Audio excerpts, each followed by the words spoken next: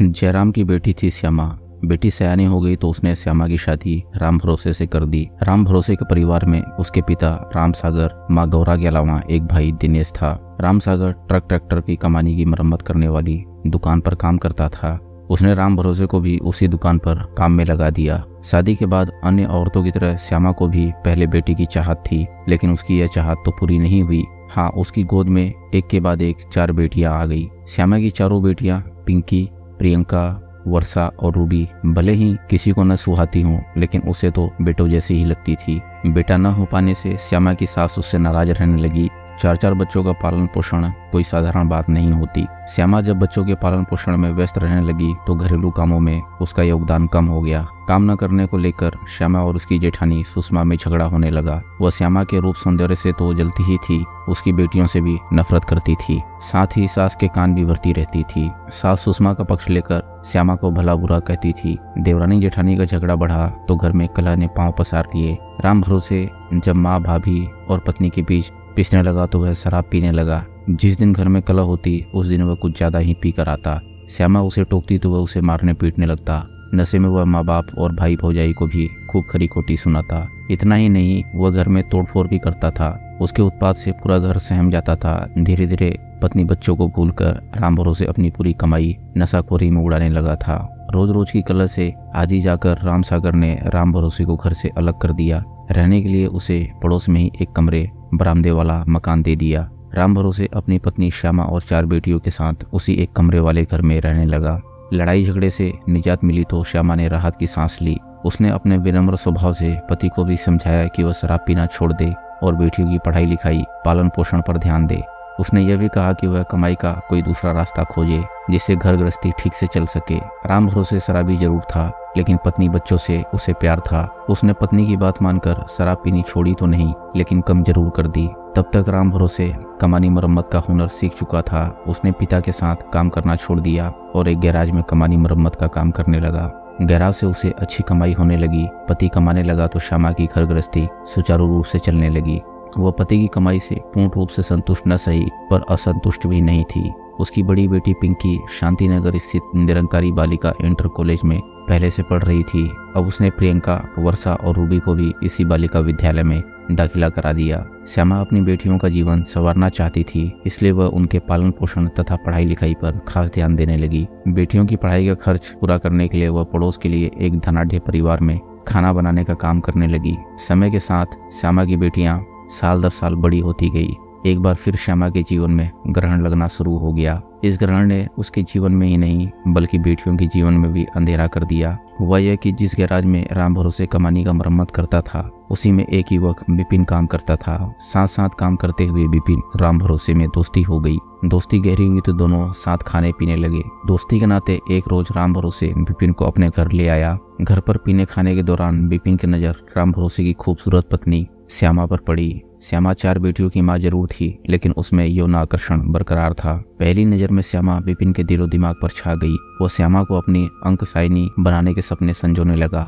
विपिन जानता था कि श्यामा के बिस्तर तक पहुंचने का रास्ता राम भरोसे से होकर जाता है, इसलिए उसने राम भरोसे से और भी गाढ़ी दोस्ती कर ली। वह उसे मुफ्त में शराब और मीट खिलाने लगा। यही नहीं, वह गाये बगाए उसकी आर्थिक मदद भी करता था।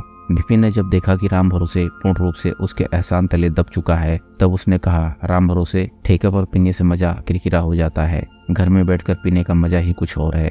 भाभी के हाथ का पका गोश्त मजा और भी दुना कर देता है। मुफ्त की शराब और गोश्त के लालच में राम भरोसे ने विपिन की बात मान ली। इसके बाद वह मीट की थैली और शराब की बोतल लेकर राम भरोसे के घर पहुंचने लगा। श्यामा मीट पकाती और वे दोनों बैठकर शराब पीते, फिर साथ बैठकर ही खाना खाते। विपिन इस बीच श्यामा को ललचाई नजरों से देखता और उसकी खूब तारीफ करता। बच्चों को ललचाने के लिए वह टॉफी बिस्किट लाता था। कभी कभी बच्चों को नगद रुपए भी थमा देता था। यही नहीं, वह श्यामा को अपनी ओर आकर्षित करने के लिए उसे भी 500 का नोट थमा देता था। कहते हैं औरत को मर्द की निगाह की अच्छी परख होती है। श्यामा ने भी विपिन की नजर परख ली थी। वह जान गई थी कि विपिन की नजर उसके जिस्म पर है। उसने उसे पाप कुंड में डुबोने के लिए पति का सहारा लिया है। उसके मन में पाप है। अगर इस पाप में वह भागीदार बन गई तो वह बेटियों को भी नहीं छोड़ेगा। श्यामा उसके बढ़ते कदमों को रोकना चाहती थी। एक दिन शाम को जब विपिन और राम भरोसे आए तो श्यामा दीवार बनकर दरवाजे पर खड़ी हो गई। उसने साफ कह दिया, विपिन, रोज रोज घर पर पीने का तमाशा नहीं चलेगा। पीना है तो ठेके पर जाओ, घर में हमारी बेटियां हैं, मैं उनके सामने तुम्हें शराब नहीं पीने दूंगी। भाभी जी, आज आपको क्या हो गया है जो खाने पीने को मना कर रही हो? विपिन असहसा हुआ तो वह तीखे स्वर में बोली, विपिन, मैं कोई बच्ची नहीं हूँ, सब जानती हूँ। तुम मेरे घर में पैर क्यों पसार रहे हो? क्यों मेरे पति को गुमराह कर रहे हो? क्यों मेरी आर्थिक मदद करते हो? इन सब बातों का जवाब जानना चाहते हो तो सुनो, क्योंकि तुम्हारी निगाह मेरे जिस्म पर है। कड़वी सच्चाई सुनकर विपिन की बोलती बंद हो गई। वह वापस लौट गया। ठेके पर पीने के दौरान विपिन ने श्यामा के खिलाफ राम भरोसे के खूब कान भरे, बेइज्जत करने का इल्जाम लगाया। देर रात नशे में धुत होकर राम भरोसे घर आया तो विपिन को घर से बेइज्जत कर भगाने को लेकर श्यामा से भिड़ गया। श्यामा ने पति को समझाने का प्रयास किया, लेकिन उसकी समझ में कुछ नहीं आया। उसने श्यामा को जमकर पीटा। बड़ी बेटी पिंकी माँ को बचाने आई तो उसने भी उसकी पिटाई कर दी। विपिन की चाहत पूरी नहीं हुई तो उसने श्यामा के जीवन को बर्बाद करने का निश्चय कर लिया। शाम होते ही विपिन राम भरोसे को ठेके पर ले जाता, उसे जमकर शराब पिलाता, फिर श्यामा के खिलाफ भड़काता। इसके बाद राम भरोसे नशे में धुत होकर घर पहुंचने लगा। वह बात बेबात श्यामा से उलझता, फिर उसे जानवरों की तरह पीटता।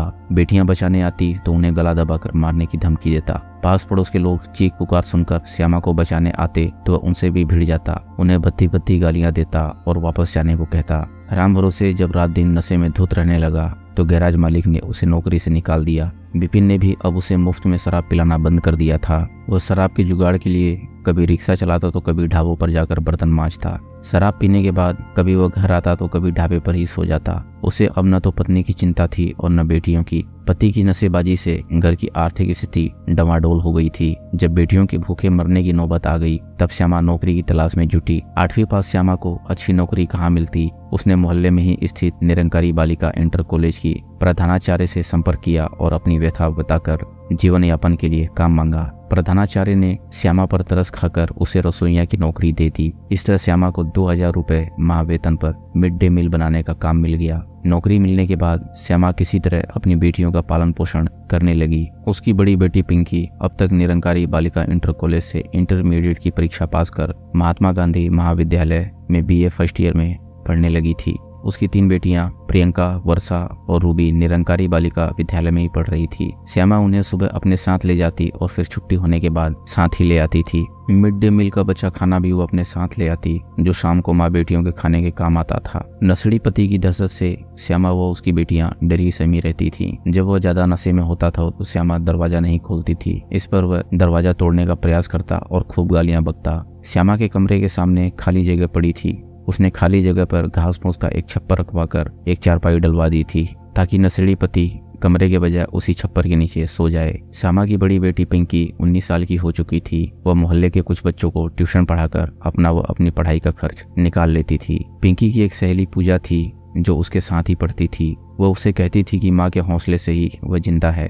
पहले वह छोटी बहनों को पढ़ाकर पैरों पर खड़ा करेगी, उसके बाद अपनी शादी की सोचेगी। वह माँ का हौसला कभी टूटने नहीं देगी। उसकी 14 वर्षीय छोटी बहन प्रियंका कक्षा 9 में और 13 साल की वर्षा 7वीं कक्षा में थी, जबकि 10 वर्षीय रूबी अभी कक्षा 5 में थी। राम भरोसे पक्का शराबी था। जिस दिन उसके पास शराब पीने को पैसे नहीं होते उस दिन वह श्यामा से मांगता। इनकार करने पर वह उसे मारता पीटता और बक्से में रखे पैसे निकाल लेता। पैसा न मिलने पर वह घर का सारा बर्तन, अनाज व कपड़े उठाकर ले जाता और बेचकर शराब पी जाता। वह ऐसा कमीना बाप था जो बेटियों के गुल्लक तक तोड़कर पैसे निकाल लेता था। नशेड़ी पति की हसरतों से परेशान श्यामा की हसरतें अधूरी रह गई थी। उसके हौसले टूटने लगे थे। वह मानसिक तनाव में रहने लगी थी। कभी कभी वो अपना दर्द अपनी सहयोगी तारावती से बयां करती थी। वह उसे कहती थी कि बड़ी बेटी पिंकी के ब्याह की चिंता सता रही है, घर की माली हालत खराब है, ऐसे में उसकी शादी कैसे होगी। पिंकी के अलावा 3 बेटियां भी हैं जो साल 10 साल बड़ी हो रही हैं। एक दिन शाम 4 बजे राम भरोसे घर आया। उस समय श्यामा के अलावा उसकी चारों बेटियां घर पर ही थी।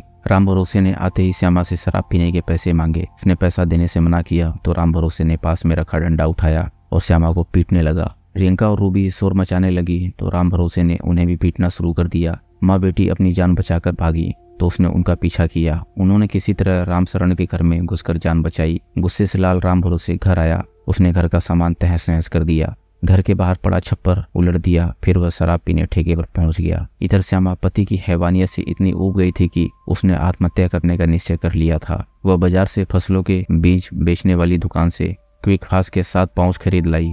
यह दवा गेहूं को घुन से बचाने के लिए गेहूं भंडारण में रखी जाती है। दवा लाने के बाद श्यामा ने चारों बेटियों को अपने सामने बिठाया और बोली, तुम्हारे नशेड़ी बाप की हैवानियत से मैं टूट चुकी हूँ। उसके जुल्म अब और नहीं सह पाऊंगी, इसलिए मैंने आत्महत्या करने का फैसला कर लिया है। यह सुनकर पिंकी बोली, माँ आप तो मेरी संबल हो, आपके हौसले से ही हम जिंदा है। जब आप ही नहीं रहोगी तो हम जीकर क्या करेंगे, हम सब एक साथ ही मरेंगे। शायद तुम ठीक कहती हो, क्योंकि मेरे न रहने पर वह नशेड़ी अपने नशे के लिए या तो तुम सबको बेच देगा या फिर घर को देह व्यापार का अड्डा बना देगा। इसलिए उसके जुल्मों से बचने के लिए आत्महत्या करना ही बेहतर है। जब श्यामा की चारों बेटियां एक राय होकर माँ के साथ आत्महत्या करने को राजी हो गई, तब श्यामा ने कमरे के अंदर से कुंडी बंद कर दी। इससे बुरा क्या हो सकता है कि श्यामा के पास इतने भी पैसे नहीं थे कि जहर मिलाने के लिए कोल्ड ड्रिंक या कोई पेय ले आती। वह चूंकि फैसला कर चुकी थी, इसलिए उसने भगोने में आटे का घोल बनाया और जहर की 7 में से 4 पुड़िया घोल में मिला दी। इसके बाद दिल को कड़ा करके बारी बारी से चारों बेटियों को घोल पिला दिया और खुद भी पी लिया। जहरीले घोल ने कुछ देर बाद ही अपना असर दिखाना शुरू कर दिया। सभी मूर्छित होकर आड़े तिरछे एक दूसरे पर गिर पड़ी। उनके प्राण पखेड़ू कब उड़े किसी को पता नहीं चला। दोस्तों, अगर आपको कहानी पसंद आ रही हो तो वीडियो को लाइक करें और चैनल को सब्सक्राइब करें। हम ऐसी मज़ेदार कहानियाँ आपके लिए लाते रहेंगे।